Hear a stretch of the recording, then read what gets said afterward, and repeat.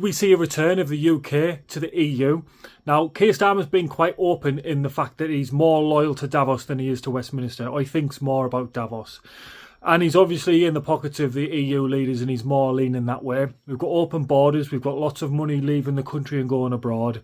And we've got a bit of a collapse of the economy going on right now. And I did a video a while ago saying that he would use the collapse of the economy, or the possible collapse of the economy, as a bargaining chip to rejoin the EU for a bailout deal from the EU. Now, if we look at his fiercest opponent at the moment, whatever anyone thinks it is, reform, and that is Nigel Farage. And Nigel Farage was a poster boy for Brexit, and what we're starting to see in the last week or so is more and more talk from the government about how damaging Brexit's been, because this is going to be a smear campaign against Farage, and that we're all in this position now because of Farage and Brexit. Now, will the Prime Minister use a Brexit vote close to the general election to weaponise the political decision in giving him ammunition, or giving him more of a lean towards Labour going into a general election? I don't know what the legalities of it, how one comes about, how soon it can be before a general election, or what the circumstances are.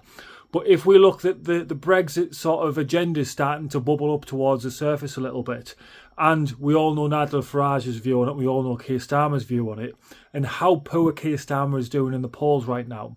Is he going to weaponise Brexit in a way that it gets voters more back into Labour's sort of agenda inside? Because if we look at the vote, it was very, very, very close. In fact, we had multiple votes when it was all going on. So is he going to use this as a little bit of a manipulation of the voting population in the fact that you vote for us and we'll put you back in the EU? Or is he going to do it preemptive of the general election and use it as a weapon going into the general election that he's got more people on his side?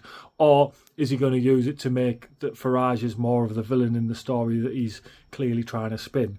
So there's a lot going on, and then obviously there's a lot of cloak and daggers with our government, I feel, and there's lots of things are said and they're not just off the cuff. Everything's very calculated, everything's very thought out. What would it mean if we rejoined the EU? Economically, would it be better? It might be. Would the EU lift all of the financial tariffs and restrictions and things that they put on the country basically to punish us for leaving and just let us go back to the way things were? Who knows? But the conversation probably will have taken place. Oh, look, if we come back, what would it look like? So he probably already has an idea of what it would look like and what the path would be, and it might even be being negotiated as we speak, because what's happening in the public scene and what's going on behind closed doors with his government are two very, very different things.